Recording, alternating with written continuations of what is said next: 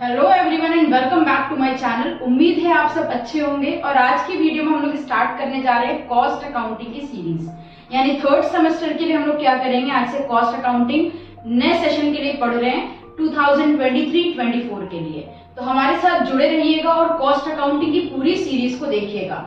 और जो भी वीडियोस में समझाया जाएगा, एक्सप्लेन किया जाएगा, उसे अपनी बुक से, जिस भी ऑथर की बुक आपके पास हो, उसे पढ़िएगा और पढ़ने के बाद क्वेश्चंस को सॉल्व करके डाउट्स को अपने कमेंट में लिखिएगा, जरूर पूछिएगा। हम आपके डाउट्स को क्लियर करने की पूरी कोशिश करेंगे।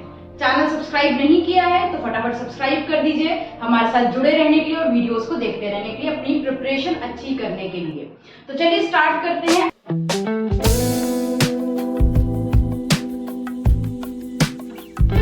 आज कॉस्ट अकाउंटिंग में हम लोग मटेरियल से स्टार्टिंग कर रहे हैं। तो देखिए, कॉस्ट अकाउंटिंग में हम लोग स्टार्ट कर रहे हैं मटेरियल, जो कि मोस्ट इंपॉर्टेंट चैप्टर है कॉस्ट अकाउंटिंग का। यहाँ पर सबसे पहले हम समझेंगे मीनिंग ऑफ मटेरियल आज की वीडियो में। तो ये जो वीडियो है ये हमारी मटेरियल का पार्ट 1 है 23-24 सेशन के लिए। ठीक है, मीनिंग ऑफ मटेरियल समझते हैं सबसे पहले कि मटेरियल होता क्या है। कॉस्ट अकाउंटिंग में मटेरियल जो वर्ड आता है उसका क्या मतलब क्या है। तो यहाँ पर कह रहे हैं the term material denote the commodities और substance supplied to factories for the sake of converting them into finished goods. Material का मतलब होता है कि वो सारा सामान जो फैक्ट्रीज में सप्लाई किया जा रहा है for the sake of converting them into finished goods, वो सारा कच्चा माल, वो सारा रॉ मटेरियल जो फैक्ट्री तक पहुंचाया जाता है सिर्फ इस उम्मीद से कि उसे फैक्ट्री में फिनिश गुड्स में कन्वर्ट कर दिया जाएगा। तो उस सारे मटेरियल को हम लोग कहते हैं, उन सारी चीजों को हम कहते हैं रॉ मटेरियल। तो फैक्ट्री के अंदर कोई भी सामान इस मकसद के साथ अगर पहुंचाया जा रहा है कि उसे फिनिश गुड्स में कन्वर्ट कर दिया जाएगा वहां पर, तो वो सारे सब्सटेंस, वो सारी चीजें क्या है, हमारा मटीरियल है। आगे बोल रहे हैं the term store is also use to denote the word material. अक्सर ऐसा होता है मटेरियल को डिनोट करने के लिए स्टोर वर्ड का भी हम लोग यूज कर सकते हैं। तो अगर कहीं पर स्टोर वर्ड आ जाए तो अक्सर उसका मतलब क्या होगा, मटेरियल होगा। However, it includes sundry supplies, maintenance, tools in addition to raw material. हालांकि कह रहे हैं कि जो वर्ड स्टोर है वो सिर्फ मटेरियल तक सीमित नहीं रहता, उसके अंदर और भी बहुत सी चीजें आ जाती हैं, जैसे कि सप्लाईज, यानी बहुत सी सप्लाईज, मेंटेनेंस, टूल्स, ये सारी चीजें मटेरियल के अलावा ये सारी चीजें स्टोर में कवर हो जाती हैं। तो स्टोर को अक्सर यूज किया जाता है, स्टोर का वर्ड मटेरियल को डिनोट करने के लिए। बट स्टोर वर्ड का मतलब सिर्फ मटेरियल नहीं होता है, बल्कि उसके अंदर मटेरियल के साथ साथ और भी बहुत सी चीजें आ जाती हैं। थर्ड पॉइंट में कह रहे हैं material are also denote by the term inventory. Material को अक्सर इन्वेंट्री नाम से भी बुलाया जाता है। Inventory includes raw material, partly finished goods and finished goods.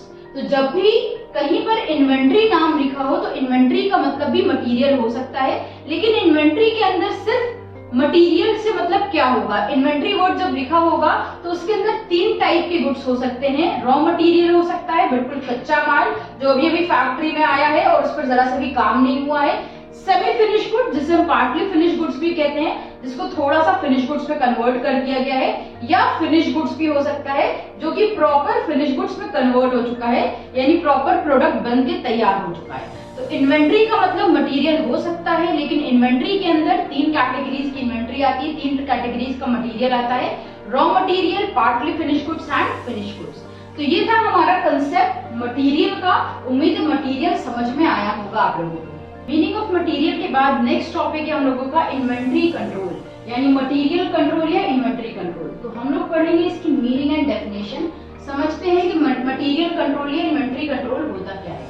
तो यहाँ पर बोल रहे हैं systematic control and regulation of purchase, storage and usage of material in such a way. अभी देखिए, इसको ध्यान से समझिएगा।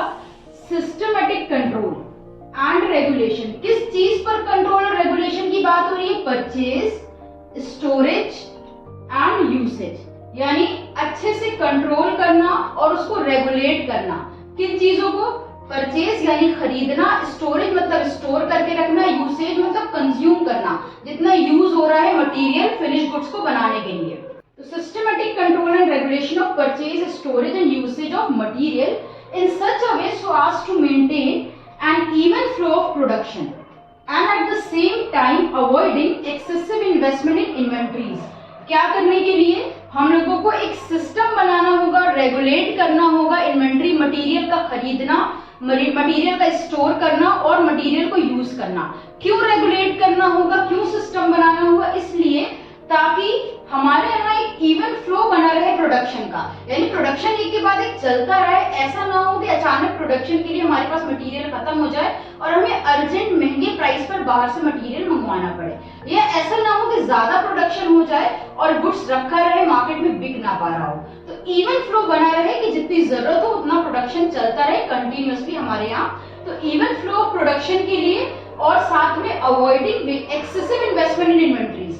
देखिए, जब ज्यादा मटेरियल बन जाएगा तो हमारा इन्वेस्टमेंट भी ज्यादा होगा और मटेरियल निकल नहीं रहा है तो हम लोग का लॉस होगा।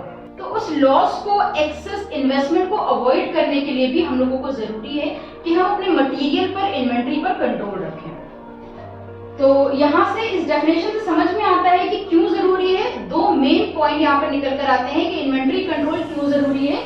एक तो इवन फ्लो बना रहे प्रोडक्शन का, इसलिए जरूरी है, और दूसरा एक्सेस इन्वेस्टमेंट ना हो इन्वेंट्री पर, इसलिए जरूरी है मटेरियल या इन्वेंट्री पर कंट्रोल रखना।